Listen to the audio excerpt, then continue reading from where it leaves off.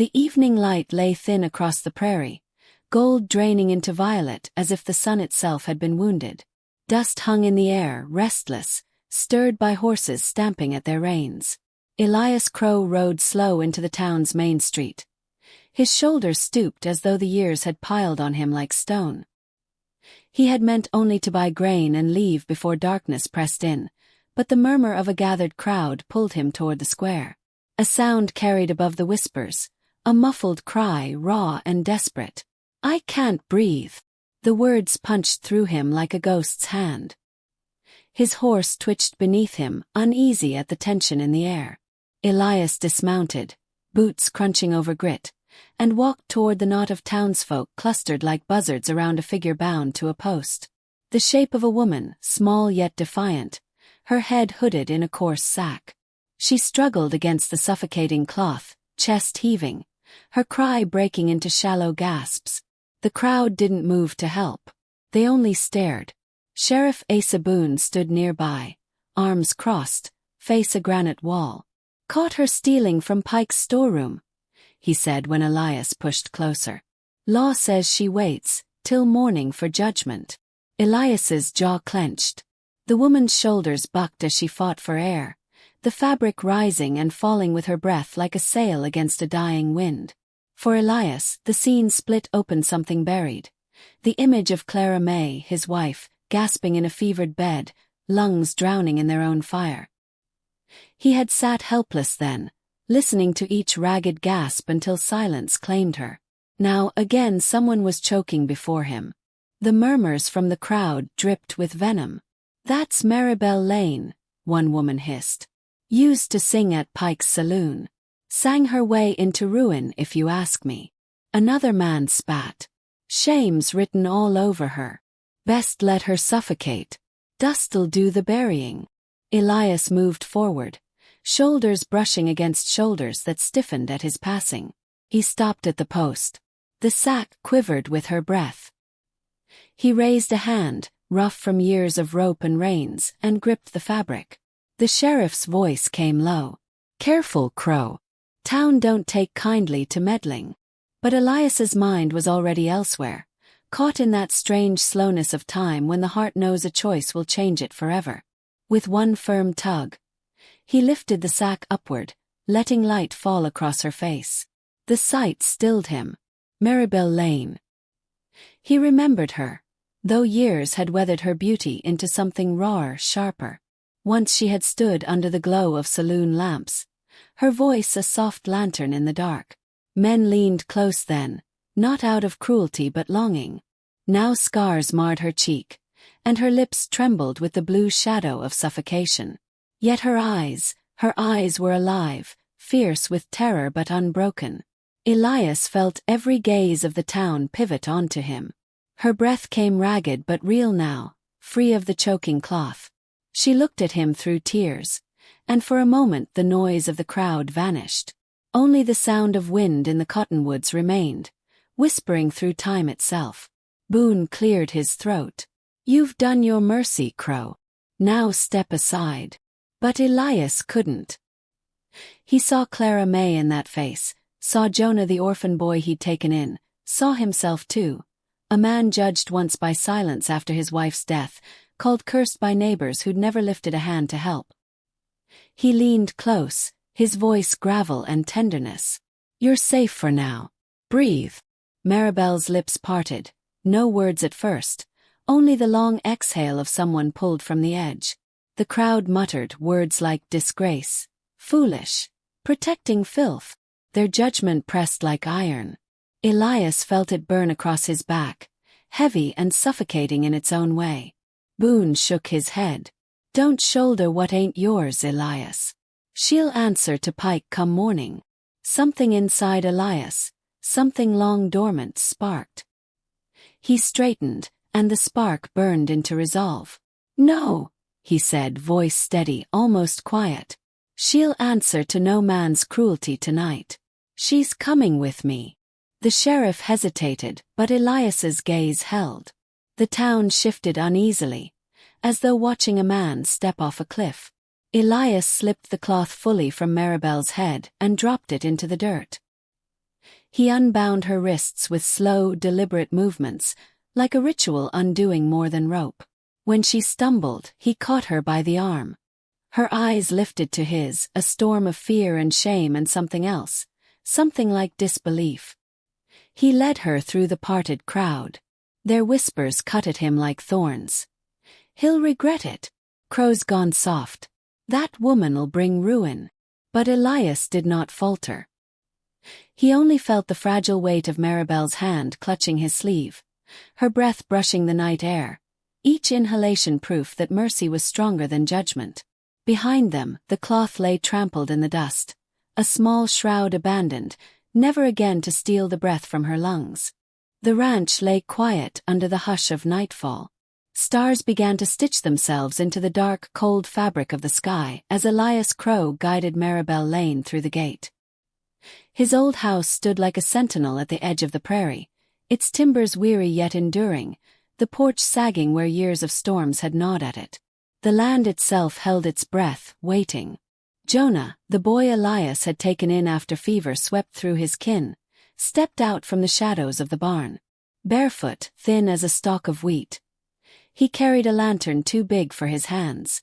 Its flame trembled, throwing his face into sharp planes of light and shadow. His eyes widened when he saw the woman leaning against Elias for balance, her figure marked by weariness and shame. "She'll stay here tonight," Elias said, his tone offering no room for Jonah's questions.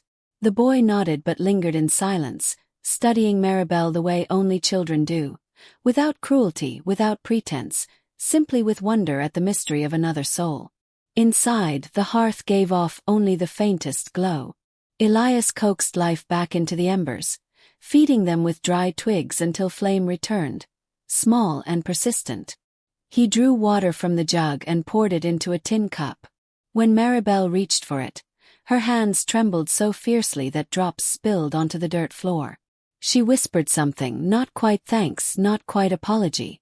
Elias said nothing. He only watched the firelight catch on her worn features, softening the hard edges carved there by time and cruelty. She pulled the coarse sackcloth from her lap and let it fall into the flames. For a moment the fire hissed, then swallowed it whole. The cloth blackened, curled, and vanished, leaving only a thin veil of smoke that drifted upward, as though carrying away a piece of her past. Maribel sat in silence, her body angled away as though bracing for judgment.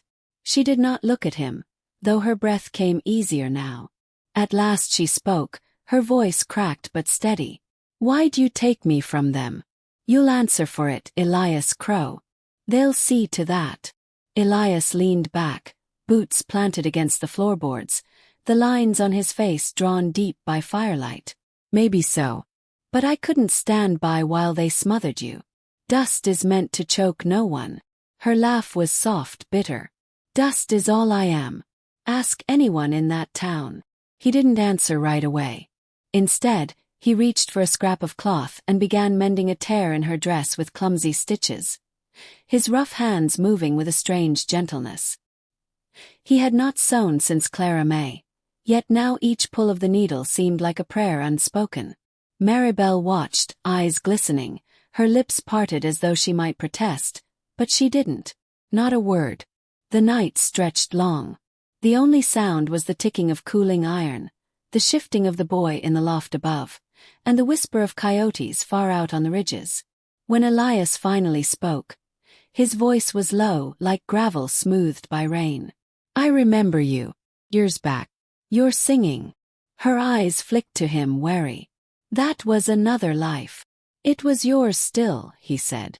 "And it was something worth remembering." She turned away, ashamed of the tears rising in her throat. Hours slipped by in the silence of survival. Elias spread a blanket for her near the hearth, while he sat in his chair, watching the shadows on the walls. Jonah crept down the ladder once, carrying his own blanket. Without a word, he draped it across Maribel's shoulders before scurrying back up. She looked after him, startled by the boy's small act of mercy. The next morning, sunlight leaked pale across the prairie. Elias saddled a mule, meaning to fetch supplies from town, But Sheriff Boone arrived before he could leave. The lawman's shadow stretched long across the yard as he dismounted. "You've stirred a hornet's nest, Crow," Boone said, his tone even but his eyes heavy. "Pike won't let this go. He says she stole from him. Town's near convinced." Elias tightened the saddle cinch, his face unreadable. "And you?" Boone hesitated. "Law ain't always the same as justice. You know that. Still, I can't shield you forever. Best think on what you're willing to risk." He rode off, leaving dust in his wake. When Elias returned inside, he found Maribel at the window, her scarred face caught in the beam of morning light. She spoke without turning. "He's right. Harboring me will break you. You'll be cast out same as I was." Elias poured coffee into a chipped cup, his hand steady. "I've lived with ghosts long enough. A little more ruin won't kill me." Her eyes met his, searching for some crack in his calm. Instead she found a steady strength that unsettled her more than cruelty ever had. That evening, as the sun melted into the horizon, Maribel hummed to herself. The tune was fractured, half forgotten, but it carried warmth. Elias, sitting on the porch, stilled. He had not heard music in his house for years. He leaned against the doorframe, the sound stirring Clara May's memory, yet not with pain, with something softer, something like gratitude. Maribel caught sight of him and faltered, shame rising in her cheeks. But he did not speak. He let the song drift and die of its own accord, and in that silence lay something truer than words. Later, as Jonah prepared for sleep, Maribel knelt by his pallet and whispered, "Don't let them silence you, boy. Speak when you must. Sing if you can. The world will try to hush you. Don't let it." Elias overheard from the doorway. The words settled deep in him, like seed in soil that had lain barren too long. For the first time since Clara May's death, he felt the faint stirring of something dangerous, something precious, hope. Dawn broke hard and merciless, painting the sky with streaks of fire. Elias Crow woke to silence heavier than sleep, the kind of silence that tells a man something has gone missing. The blanket near the hearth lay empty, her cup overturned, still damp from the night before. Maribel Lane was gone. Elias's chest tightened. He stepped onto the porch, scanning the pale horizon. The prairie stretched endless, yet he knew where she had gone. People do not run toward freedom when they've lived too long in shame. They run back to the place that knows their name, even if that name is spoken like a curse. He saddled his horse with hands rough and fast, Jonah staring at him wide-eyed from the doorway. "Stay here, boy," Elias said, his voice flat but his eyes restless. She shouldn't face them alone. The horse bolted down the trail, hooves pounding, kicking up a storm of dust. In the square of town, folks had gathered again, drawn like flies to a wound. There she was, Maribel, held by Jedediah Pike's men, her wrists bound once more. Pike himself stood tall, smug in his dark coat, the morning sun glinting on the gold of his watch chain. Sheriff Boone lingered nearby, his jaw tight, torn between duty and conscience. A cloth hung limp in Pike's hand, coarse and cruel, ready to shroud her again. "This woman's a thief," Pike thundered, his voice oily with triumph. "And worse than thief, she's poison. A shame that festers. We'll not have her breath foul our town." Maribel stood straight despite her bonds, eyes hollow but unbroken. When she caught sight of Elias riding in, something flickered across her face. Fear and perhaps a fragile hope. The crowd murmured, restless. Elias dismounted, every step deliberate, the ground seeming to echo beneath his boots. He pushed through the people until he stood before Pike, before Boone, before all of them. His voice came quiet, but it cut through the noise like a blade. "Enough," Pike sneered. "This ain't your affair, Crow. You've no claim to her." Elias's gaze went to Maribel. Her breath came shallow, her lips pale. He remembered Clara May gasping, remembered the sack over Maribel's head, remembered the silence of the crowd. His voice trembled, not with fear, but with something deeper. You call her thief. You call her shame. But I tell you this, breath itself is holy. And I'll not see it stolen from her again. The murmurs stilled. Slowly Elias stepped forward. With rough, steady hands, he lifted the cloth from Pike's grasp. The crowd seemed to hold its breath as Elias opened it, stretched it wide, then let it fall into the dust.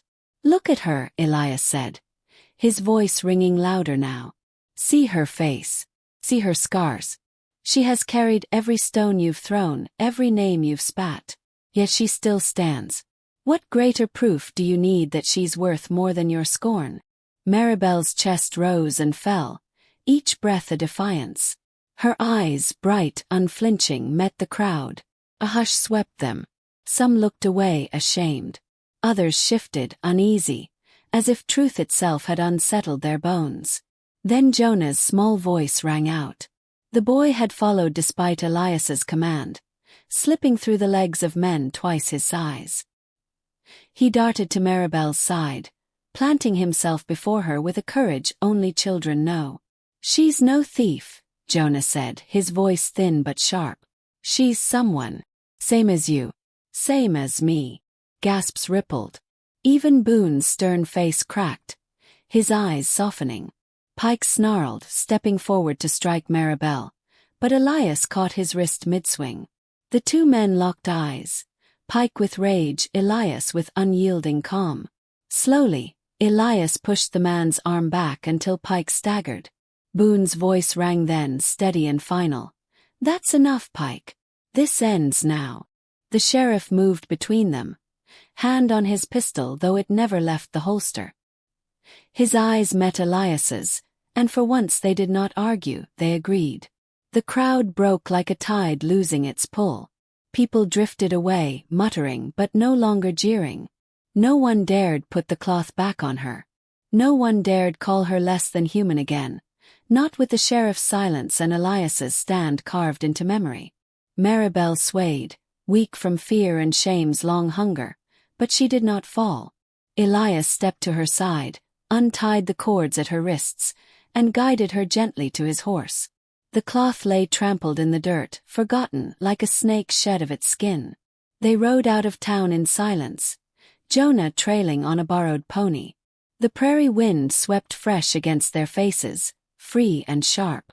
Maribel leaned against Elias, her breath steady now, no longer stolen.